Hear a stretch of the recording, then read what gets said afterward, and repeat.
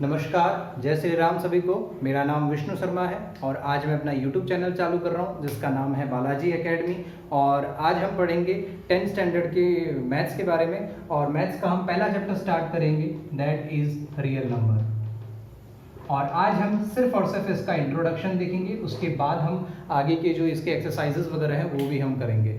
और यहाँ पर मैं एक एक एक्सरसाइज आपको कराऊंगा, एक एक एक्सरसाइज के जो टॉपिक हैं टॉपिक वाइज हम चीज़ों को देखेंगे और कॉन्सेप्ट वाइज चीज़ों को समझेंगे। बहुत ही बेसिक से हम शुरुआत करेंगे, बहुत ही छोटा सा चैप्टर है और इसको हम बहुत ही शुरुआत से जीरो से शुरू करके हम इसे कंप्लीट करेंगे।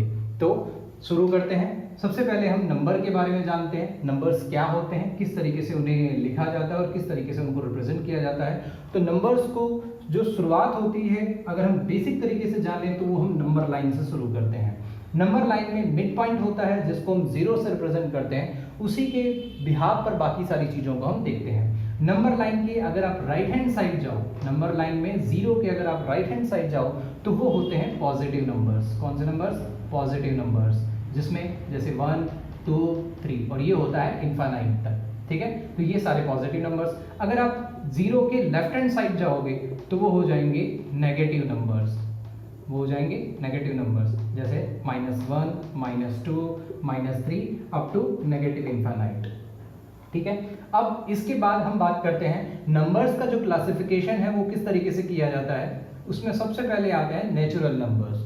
नेचुरल नंबर्स का मतलब होता है जो 1 से लेके पॉजिटिव नंबर्स जितने भी सारे होते हैं, मीन्स आप कह सकते हो कि positive numbers are called natural numbers. Positive numbers are called natural numbers, means अगर उसको रिप्रेजेंट किया जाए तो 1, 2, 3 अप टू पॉजिटिव इनफाइनाइट। ठीक है, ये सारे के सारे होते हैं नेचुरल नंबर्स। इसका नेक्स्ट पॉइंट आता है, नेक्स्ट क्लासिफिकेशन आता है होल नंबर्स। होल नंबर्स का मतलब होता है कि zero plus positive numbers, zero plus positive numbers. अगर आप इसको लिखना चाहो तो ऐसे भी लिख सकते हो, जीरो प्लस नेचुरल नंबर्स।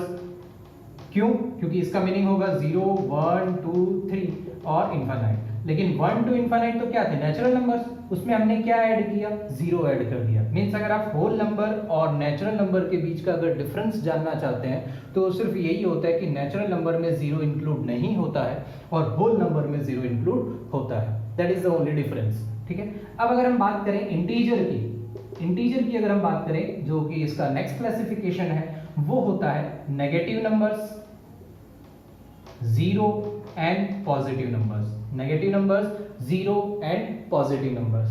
अब हम इसको एक शॉर्ट में इसको एक बार देख लेते हैं कि सारी चीजें हमने क्या क्या पढ़ी। उसको हम एक सिंपल वे में इसको रिप्रेजेंट कर लेते हैं ताकि आपको याद करने में आसानी हो। सबसे पहला आता है नेचुरल नंबर्स, जो होते हैं पॉजिटिव नंबर्स। उसके बाद आएगा आपका होल नंबर। होल नंबर्स होते हैं zero and positive numbers, zero and positive numbers. उसके बाद आता है इंटीजर्स होते हैं जो कि नेगेटिव नंबर भी उसमें इंक्लूड होगा, जीरो भी होगा और पॉजिटिव नंबर भी इंक्लूड होगा।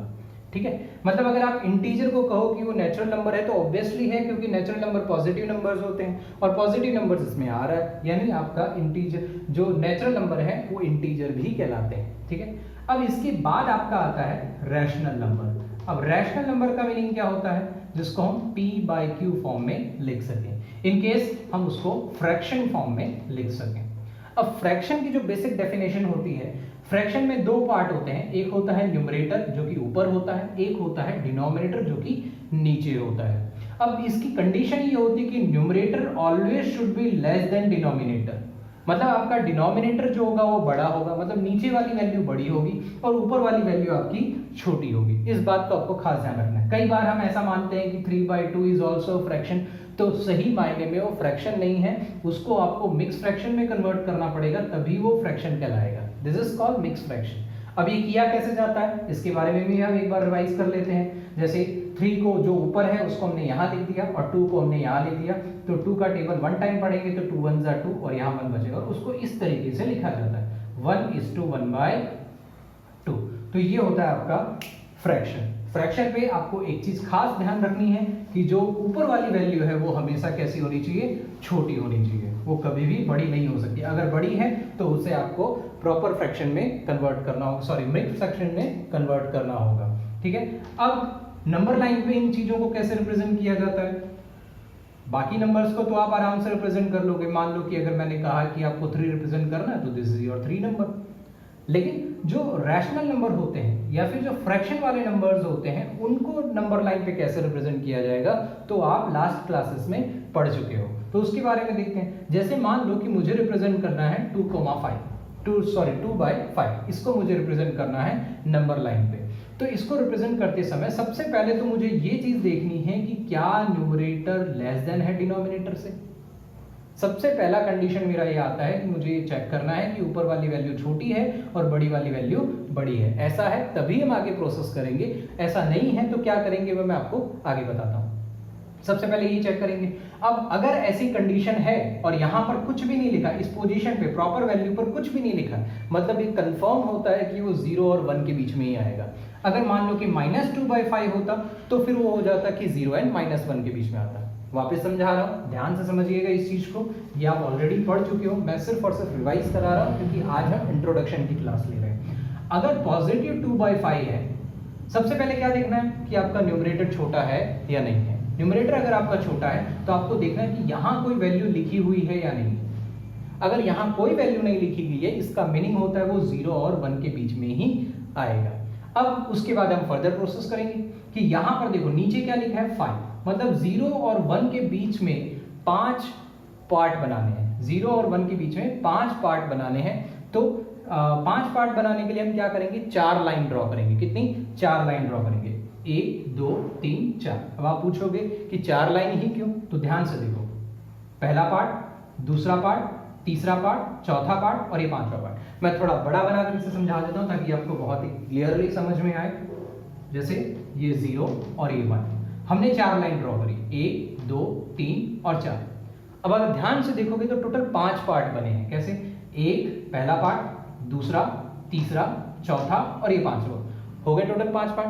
अगर आप मान लो कि 5 लाइन ड्रॉ कर दें तो 6 पार्ट बन जाते हैं। इसलिए हम क्या करते हैं, एक जितना भी यहाँ नंबर है उसका एक कम लाइन हम ड्रॉ करेंगे। अगर 10 होता तो हम 9 लाइन ड्रॉ करते, अगर 8 होता तो हम 7 लाइन ड्रॉ करते।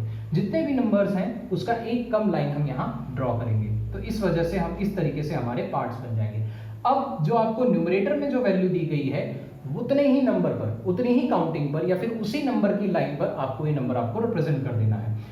ध्यान दें कि ये 0 को आपको इंक्लूड नहीं करना है क्योंकि वो ऑलरेडी काउंट हो चुका।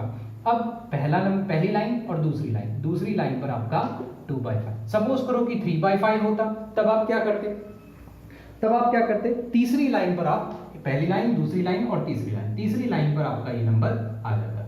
सिमिलरली अगर सपोज करो कि मुझे ऐसे इस तरीके से नंबर दिया जाता, मुझे नंबर दिया जाता 5/2, तो हम क्या करते सबसे पहले, क्यों? क्योंकि पहली कंडीशन तो हमारी यहाँ फॉलो ही नहीं हो रही। जो हमने कहा था कि numerator should be less than denominator, वो तो यहाँ फॉलो ही नहीं हो रहा। तो वहां पर क्या है, आपको 5 जो है ये तो ये कंडीशन फॉलो कर रहा है कि numerator should is greater than denominator, मतलब ये वाली वैल्यू बड़ी है, तो उसको आप पहले मिक्स फ्रैक्शन में कन्वर्ट करोगे 5/2, ठीक है। और इस तरीके से 2 2 4 और 2 2 4 1 यहाँ आ गया, तो ये इस तरीके से आ जाएगा 2:1/2। इसको आप प्रॉपर वैल्यू में लिखते हो, इसको आप न्यूमरेटर में लिखोगे, इसको आप डिनोमिनेटर में लिखोगे। अब आगे बढ़ते हैं। 0 यहाँ हमने बना दिया, 1 हमने यहाँ बना दिया, 2 हमने यहाँ बना दिया, 3 हमने यहाँ बना दिया। अब ध्यान से देखो कि यहाँ पर आपको दिया 2:1/2, तो मैंने आपको क्या कहा था, सबसे पहली कंडीशन हमें ये चेक करनी है कि क्या न्यूमरेटर लेस देन डिनोमिनेटर। हाँ, ये कंडीशन हमारी यहाँ फॉलो हो गई। नहीं था पहले, लेकिन हमने उसको प्रॉपर मिक्स फ्रैक्शन में कन्वर्ट किया तो ये कंडीशन फॉलो हो गई। अब हमने देखना है कि यहाँ क्या है, यहाँ 2 है, तो 2 का नेक्स्ट नंबर क्या होता है 3, तो ये वैल्यू 2 और 3 के बीच में आएगी। किसके बीच में? 2 और 3 के बीच में आएगी। वहां कुछ नहीं था तो हमने 0 लिया था। जब हमने ये क्वेश्चन सॉल्व किया था 2/5, तो यहाँ कुछ नहीं था तो 0 लिया था, तो 0 और 1। लेकिन यहाँ पर ऑलरेडी दिया हुआ है कुछ, तो ये क्या हो जाएगा 2 का नेक्स्ट नंबर 3, तो 3 के बीच 2 और 3 के बीच में आएगा। अब हमें कितने लाइन ड्रॉ करनी है?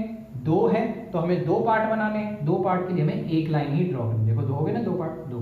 अब जो न्यूमरेटर वाली वैल्यू है वहीं पर आपको अपना फाइनल जो नंबर है उसे रिप्रेजेंट कर देना है 2:1/2। इसको आप इस तरीके से भी लिख सकते हो क्योंकि इसी का तो फ्रैक्शन आपने यहाँ बनाया।